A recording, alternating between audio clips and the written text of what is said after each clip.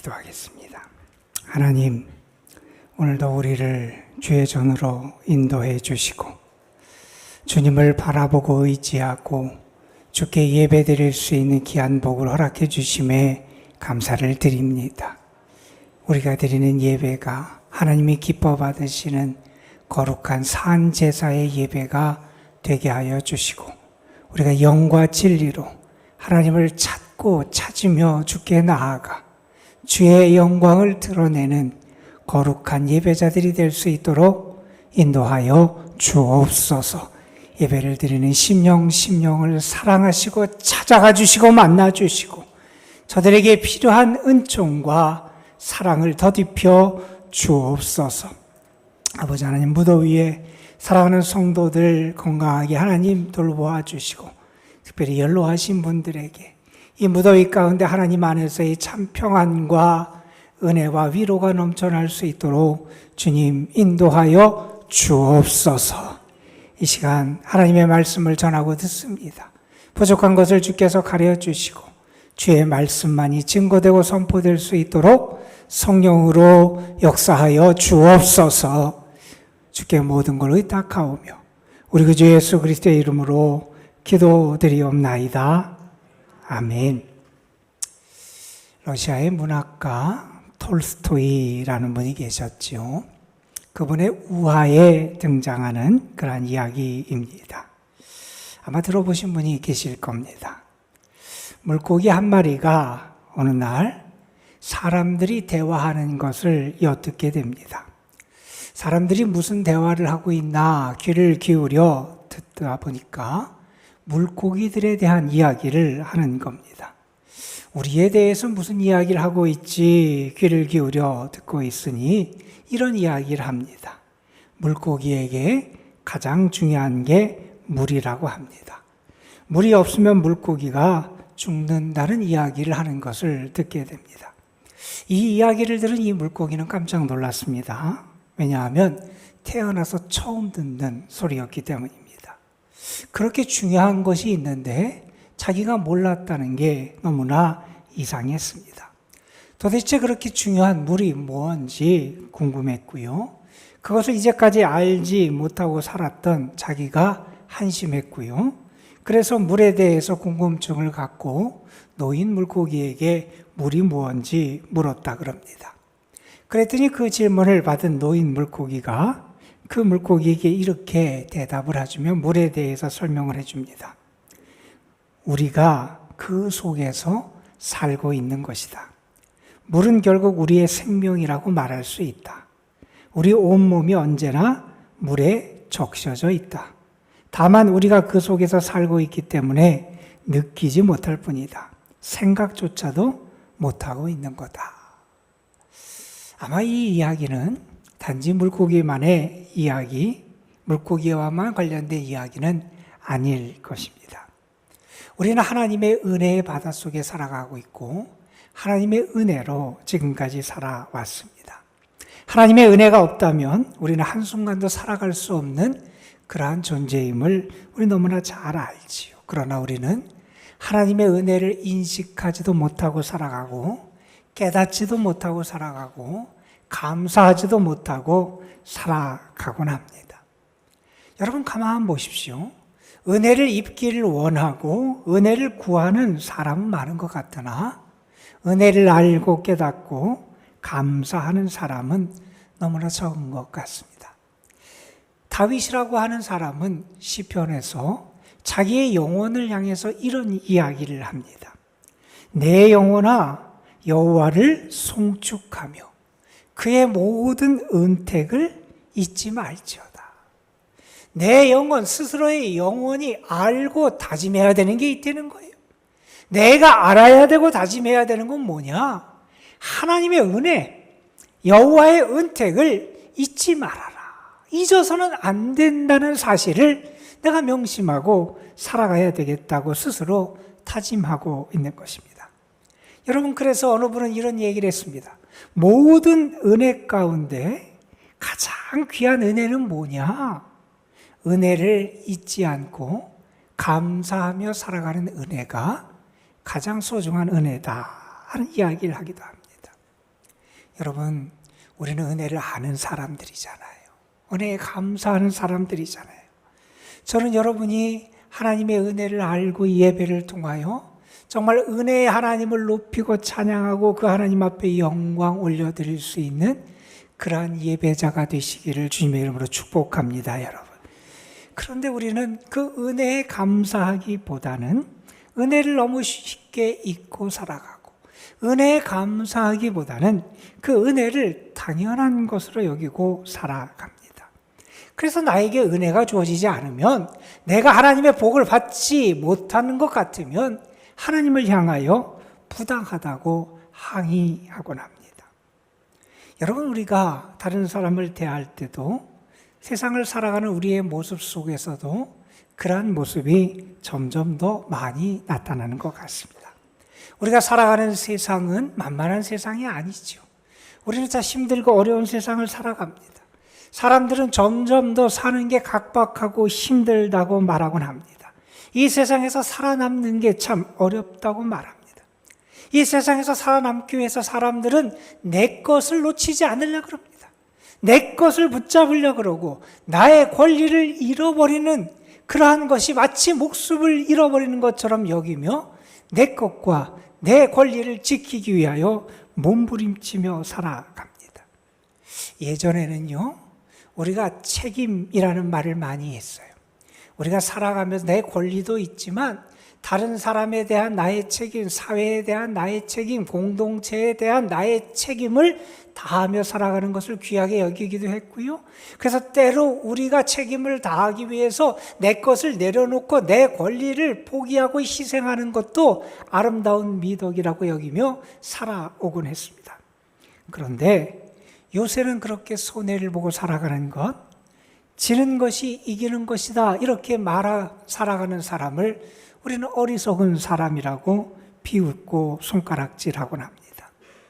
여러분, 우리도 모르는 사이에 점점 더 우리의 것, 우리의 권리를 더 먼저 생각하고 그것을 붙잡고 살아가는 삶을 살아갑니다. 여러분, 그런 모습이 아마 우리의 자녀들의 모습을 보면 쉽게 나타나리라, 이렇게 생각이 됩니다. 자녀들의 성장 과정을 보면 아이가 자라면서 아이들은 자기가 누리는 것을 마치 당연한 것으로 여기며 살아갑니다. 부모가 자기에게 베푸는 것이 부모의 사랑과 헌신과 섬김에서 온 것임을 알지 못하고 살아가지요. 그래서 자기는 당연히 누려야 되고 자기가 받는 것이 당연한 권리라고 생각을 합니다. 하지만 우리는 알지 않습니까? 그것은 당연한 권리가 아니라 당연하지 않은 부모의 선물이고 사랑이다 하는 것을 우리는 잘 압니다. 사춘기가 되면서 더 아마 그런 모습은 커간 것 같습니다. 자기에게는 마치 말썽 부릴 권리가 있는 듯이 행동을 하고요. 부모는 인내하고 참아야 될 책임이 있는 것처럼 생각하며 살아갑니다. 자기는 자기의 기분 내키는 대로 말하고 행동을 합니다. 하고 싶은 대로 하면서 그렇게 행합니다. 여러분, 그래서 우리가 그런 말을 하지 않습니까? 철든다는 게 뭐냐? 자기가 받은 사랑을 알고 감사하는 사람이 철든 사람이다, 이런 이야기를 하곤 합니다. 여러분, 이것이 다른 사람과의 관계에서, 우리의 사람과의 관계에서만 나타나는 모습이 아니라 많은 신앙인들의 모습에서, 다시 말해서 하나님과의 관계에서도 어쩌면 우리는 이러한 모습을 여전히 보이며 살아가고 있는 것 같습니다. 여러분, 우리가 하나님 앞에서 무언가를 요구할 권리가 우리에게 있습니까? 우리가 은혜를 받고 축복을 받고 사랑을 받을 당연한 권리가 우리에게 있다고 생각하십니까? 여러분, 우리에게는 하나님 앞에 요구할 수 있는 권리, 자격이 없다는 것을 우리는 너무나 잘 압니다. 우리가 누리고 살아가는 것, 하나님 우리에게 거저 주신 것이고요. 하나님 우리에게 선물로 주신 것이고요. 하나님 우리에게 사랑으로 베풀어 주신 것이 우리의 모든 것임을 우리는 잊어서는 안 됩니다. 그런데 우리가 마치 권리가 있는 것처럼 착각합니다. 하나님에 대해서 이렇게 생각합니다. 하나님은 우리를 사랑하셔야만 하고, 하나님은 우리를 돌보아 주셔야만 하고, 하나님은 우리를 축복하셔야만 하고, 하나님은 우리에게 은혜를 베풀어 주셔야만 한다고 생각합니다. 내가 은혜를 받지 못하는 것 같고 내 뜻대로 일이 이루어지지 않으면 하나님의 사랑을 의심합니다. 하나님께 항의합니다. 하나님께 불평을 합니다. 하나님, 부당합니다.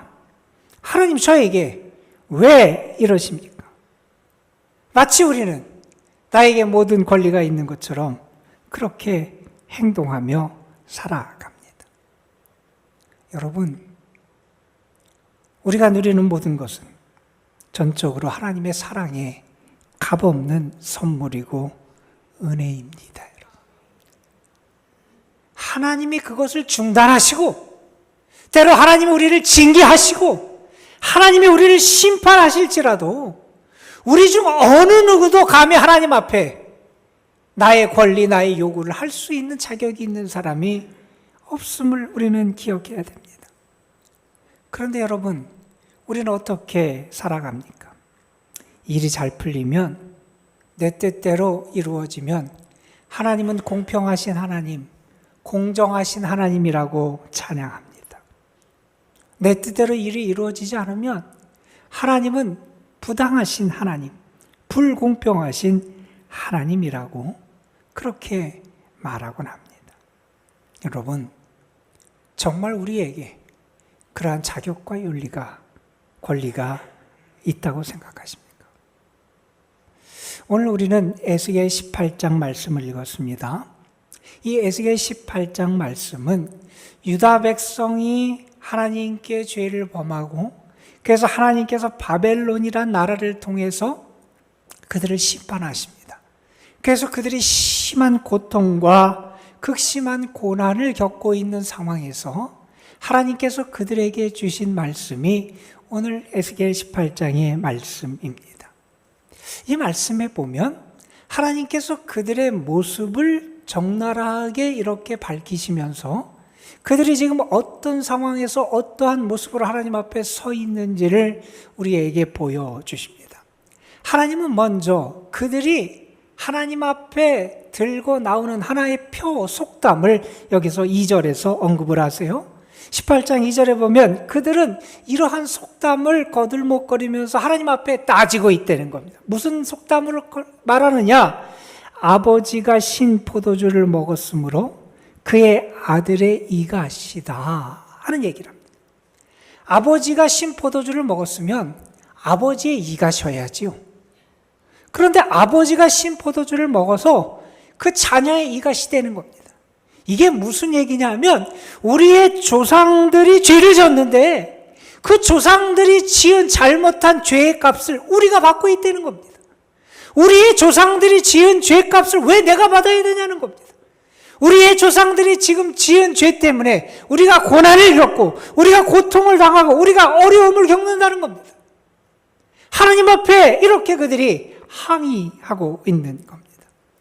그들의 이 이야기를 인용하시면서 하나님께서 이렇게 4절 끝에서 말씀하십니다.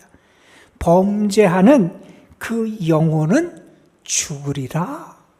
무슨 말씀이냐면 그들의 조상들도 죄를 졌지만 너희들도 너희 죄 때문에 벌을 받는 거라는 겁니다. 너희들이 하나님 앞에 항의하고 우리는 그렇게 억울합니다. 하나님 부당합니다. 우리의 권리, 내가 왜 그것을 은혜를 받지 못하고 내가 이렇게 고통을 당해야 됩니까? 그렇게 말할 수 있는 자격이 그들에게 없다는 것을 하나님께서 말씀해 주십니다. 자, 그랬더니 이제 다시 한번 그들이 억울함을 토로합니다. 이렇게 항의하는 겁니다. 왜 우리 조상은 그대로 두시고 우리에게만 이러한 벌을 내리십니까? 우리의 조상에게는 가만히 계시다가 왜 이제 와서 심판의 손을 우리에게 드십니까? 하나님 왜 우리만 미워하십니까? 하나님 공정하지 못합니다. 하나님 불공평합니다. 하나님께 이렇게 불평을 합니다. 자, 이런 그들에게 하나님이 하신 말씀이 오늘 우리가 함께 읽은 29절 이하의 말씀입니다. 하나님께서는 29절에서 이런 말씀을 하십니다. 이스라엘 족속은 이르기를 주의 길이 공평하지 아니하다 하는도다. 너희가 지금 하나님 앞에 따진다는 거예요. 하나님 불공평하다는 거예요. 우리 억울하다는 거예요.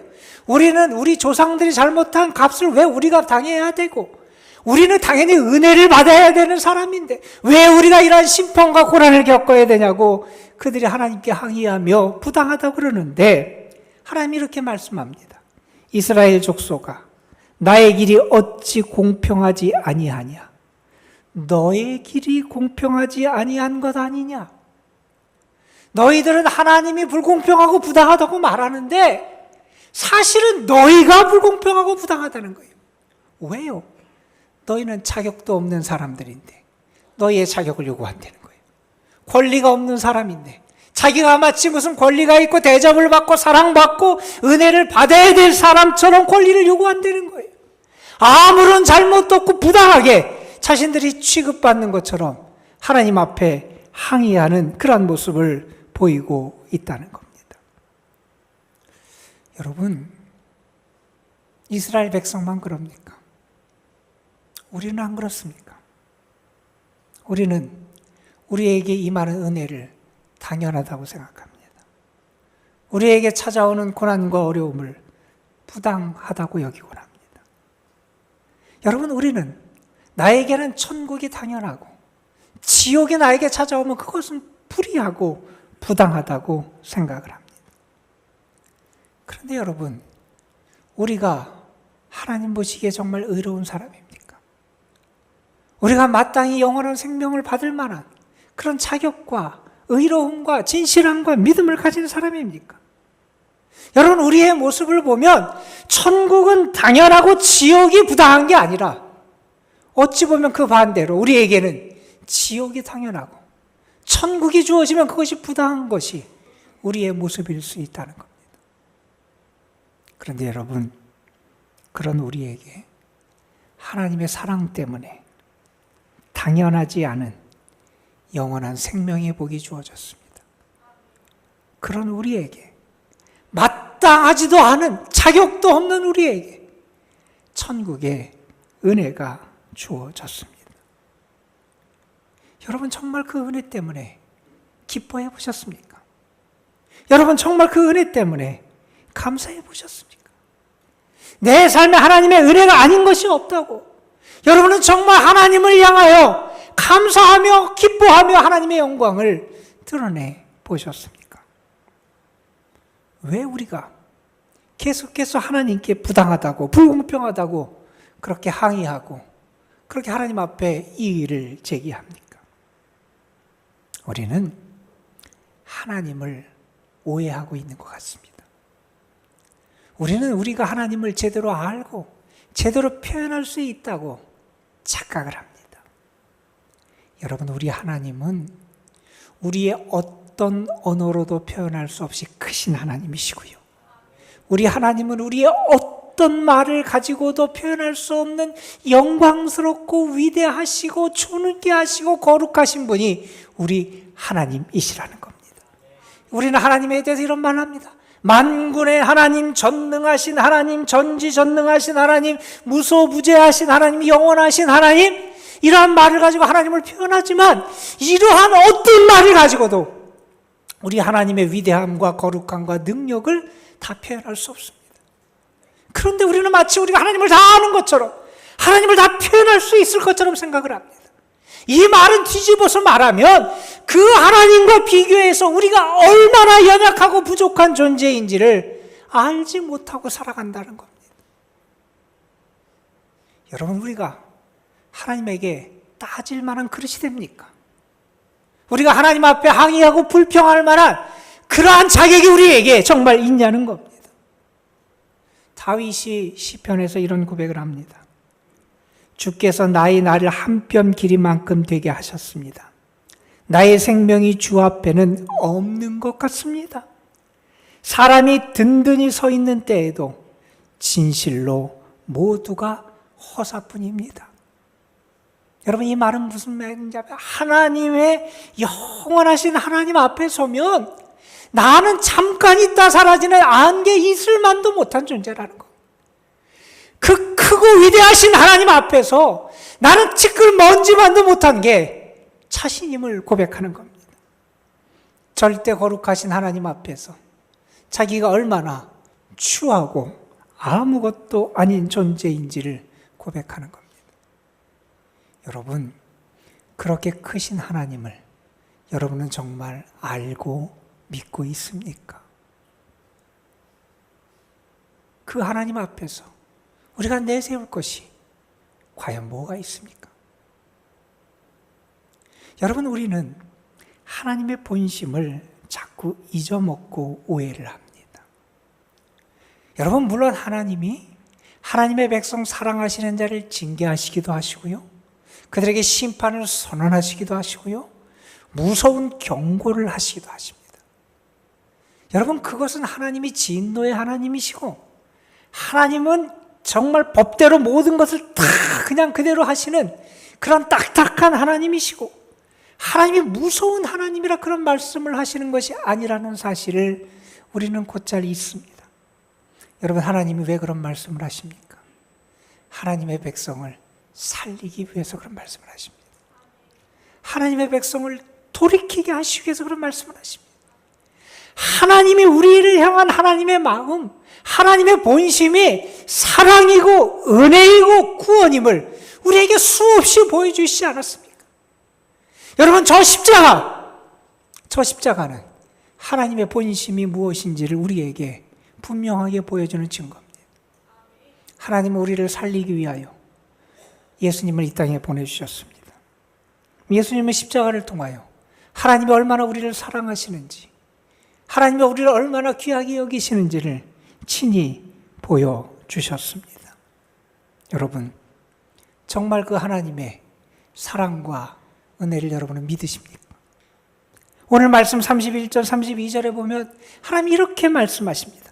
너희는 너희가 범한 모든 죄악을 버리고 마음과 영을 새롭게 할지어다. 이스라엘 족속아, 너희가 어찌하여 죽고자 하느냐? 주 여호와의 말씀이니라.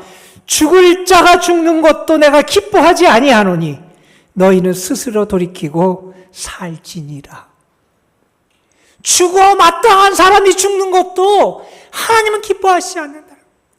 하나님은 우리를 살리고 우리를 회복시키시고 우리를 구원하시고 은혜 베푸시기를 기뻐하시는 게 하나님의 마음이라는 겁니다. 여러분, 십자가를 통하여 그 하나님의 마음, 본심을 여러분이 깨닫게 되길 간절히 소망합니다. 십자가 앞에서 우리가 누리는 모든 것이 하나님의 은혜고 사랑임을 다시 한번 깨닫고 기억하며 감사할 수 있게 되길 간절히 소망합니다.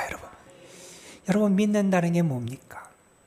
지난 주일에 저는 함께 말씀을 나누면서 믿는다라는 것은 내 삶의 주인, 나의 통치권이 바뀌는 거다, 이런 말씀을 드렸습니다. 오늘 저는 믿음의 또 다른 측면을 함께 말씀을 통해서 나누고 있는 겁니다. 여러분, 믿는다는 건요, 하나님의 은혜에 눈을 뜨게 되는 겁니다. 하나님의 은혜가 믿어지는 거고요, 그것이 깨달아지는 거고요, 그것이 감사한 이유가 되는 거고, 그것 때문에 내가 기뻐하며 살아갈 수 있게 되는 게 믿음의 모습이다 하는 겁니다. 여러분이 은혜에 눈뜨게 되기를 주님의 이름으로 축원합니다. 여러분, 하나님의 은혜에 눈뜨면요, 기쁨과 감사함으로 살아갈 수 있어요. 여러분, 우리가 어떻게 살아갑니까? 우리는 자꾸 내가 무언가를 누려야 되고, 내가 당연한 권리가 있고, 그리고 내 뜻대로 되지 않으니까 내 마음속에 불만과 분노와 불평이 가득가득 자리 잡고 살아가고 있습니다. 여러분, 정말 우리가 하나님의 은혜를 알게 되면 바울의 말씀처럼 항상 기뻐하고 쉬지 말고 기도하고 범사에 감사하는 삶을 살아가게 됩니다. 여러분, 우리가 하나님의 은혜를 알게 되면요, 더 하나님 앞에 겸손해지고요, 내 자신을 돌아보게 됩니다. 아, 나는 이렇게 아무것도 아닌데 하나님이 나에게 은혜를 주시는구나. 하나님 앞에 어려움을 당해도 불평하며 하나님 부당합니다, 왜 접니까? 왜 이렇게 억울한 일을 내가 당해야 됩니까? 불평하는 자가 아니라 더 겸손하게 하나님의 뜻을 따라 살아가고요.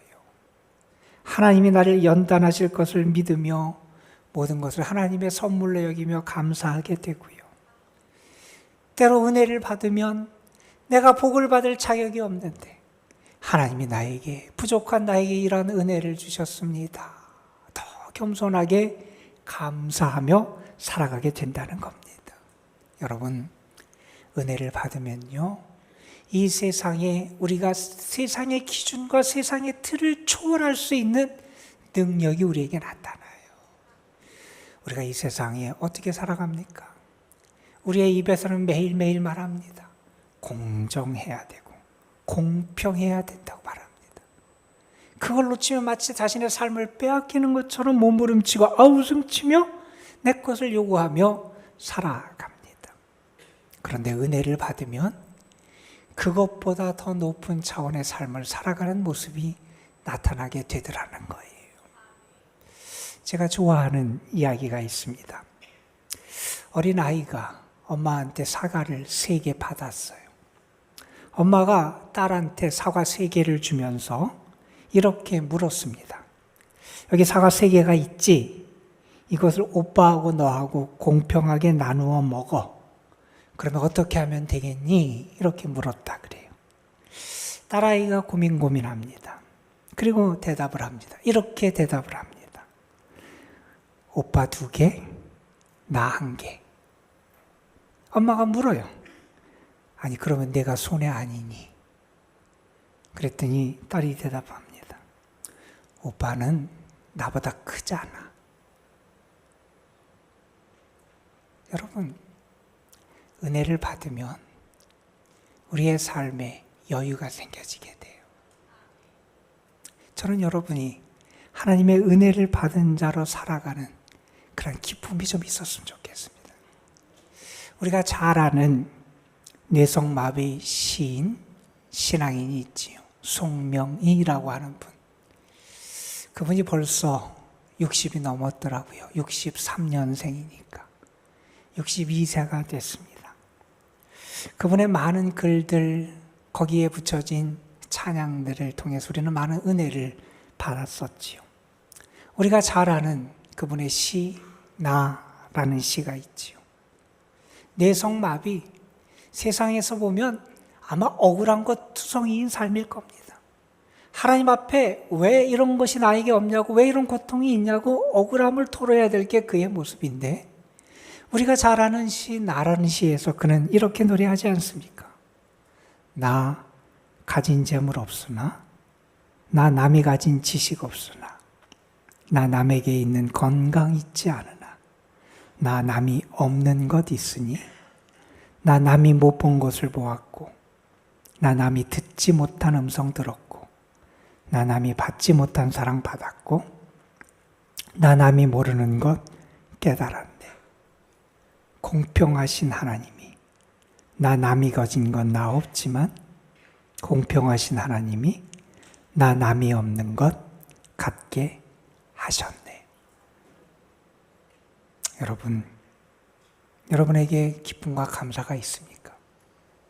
하나님 안에서 더 겸손하게 자신을 돌아보며 하나님과 동행하는 삶을 살아가고 있습니까?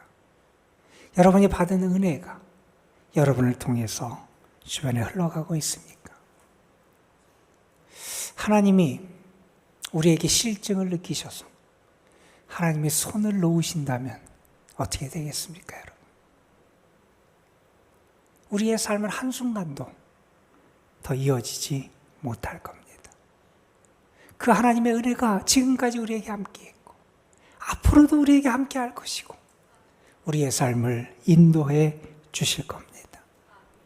영국의 유명한 설교가였던 스펄전 목사님이 하나님의 은혜에 대해서 말하면서 책에 비유를 했어요. 하나님의 은혜를 기록한 것은 마치 어떤 책과 같으냐? 그것은 끊임없이 속편이 이어지는 연재물 같을 거라는 거예요. 한 권, 2권, 10권으로 끝나는 게 아니라 거기서 끝낼 수가 없더라는 거예요. 또다시 하나님의 은혜가 이어지고 또다시 하나님의 은혜가 이어지고 또다시 하나님의 은혜가 이어져서 끊임없이 이어지는 연속의 그러한 글처럼 하나님의 은혜는 우리와 함께할 것이라는 겁니다. 여러분, 하나님의 은혜로 살아가는 여러분이 되시기를 주님의 이름으로 축원합니다. 여러분, 하나님의 은혜가 여러분과 늘 함께합니다. 그 은혜 감사하고 그 은혜로 하나님 앞에 나아가고 은혜로 살고 은혜로 승리하는 여러분 되시기를 주님의 이름으로 축원합니다. 여러분, 우리 함께 우리가 잘 아는 찬양인데 은혜라는 찬양 우리 한번 부르고 우리 찬양 기도하는 시간 갖겠습니다.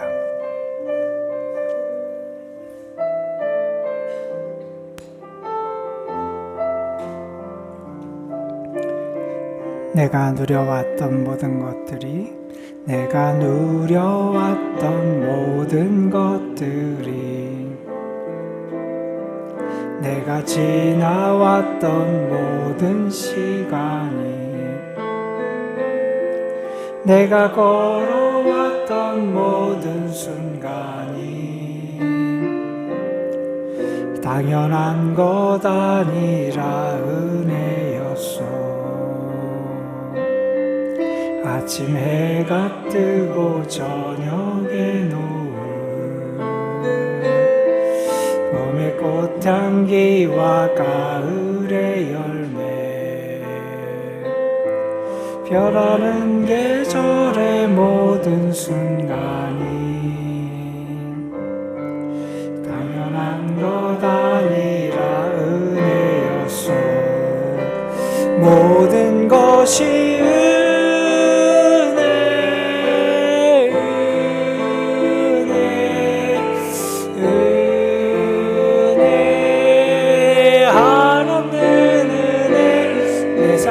당연한 것 하나도 없었던 것을 모든 것이 은혜였어. 내가 이 땅에 태어나 사는 것 어린아이 시절과 지금까지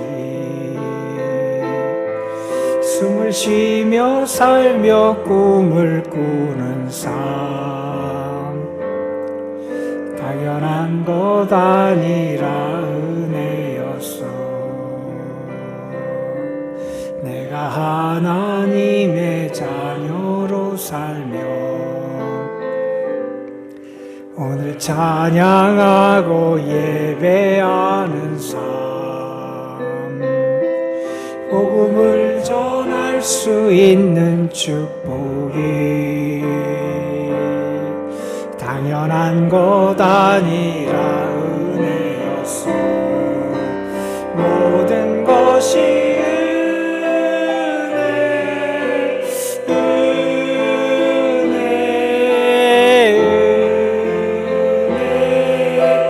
안 없는 은혜 내 삶에 당연한 것 하나도 없었던 것을 모든 것이 은혜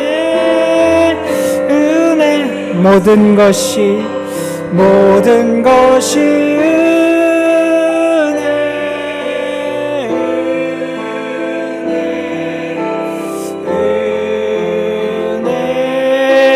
한없는 은혜 내 삶에 당연한 것 하나도 없었던 것을 모든 것이 은혜였어. 우리 잠시 하나님의 은혜를 고백하고 감사하는 시간 갖기를 원합니다. 여러분 기도하십시오.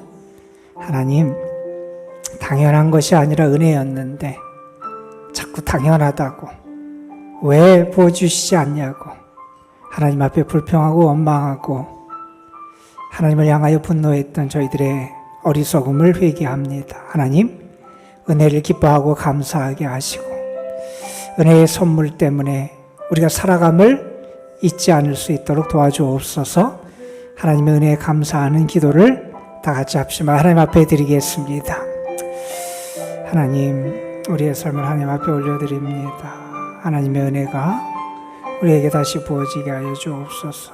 하나님의 사랑이 우리에게 늘 함께함을 잊지 않게 하시고 하나님, 은혜로 지금까지 살아왔고 그 은혜가 우리와 함께하고 그 은혜로 우리가 회복되고 은혜로 우리가 살아갈 것을 믿게 하시고 아버지 하나님, 그 은혜 하나님, 은혜를 부어주시는 하나님, 은혜로 역사하시는 하나님, 그 은혜를 기뻐하며 감사하며 찬양할 수 있도록 도와주옵소서. 우리의 삶에 은혜의 손길이 늘 함께함을 믿습니다. 내일도 모레도 은혜로 우리를 채우신 하나님을 찬양하고 기억합니다. 지금 역사하여 주옵소서. 당연한 것이 아닌데 당연한 것처럼 억울하다고 왜 하나님 부당하게 행하시냐고 항의했던 저희의 믿음 없음을 용서하여 주시고 모든 것이 하나님의 은혜임을 알고 즐거이 감사하며 즐거이 주를 찬양할 수 있는 저희 모두가 되게 하여 주옵소서. 우리 구주 예수 그리스도의 이름으로 기도드리옵나이다.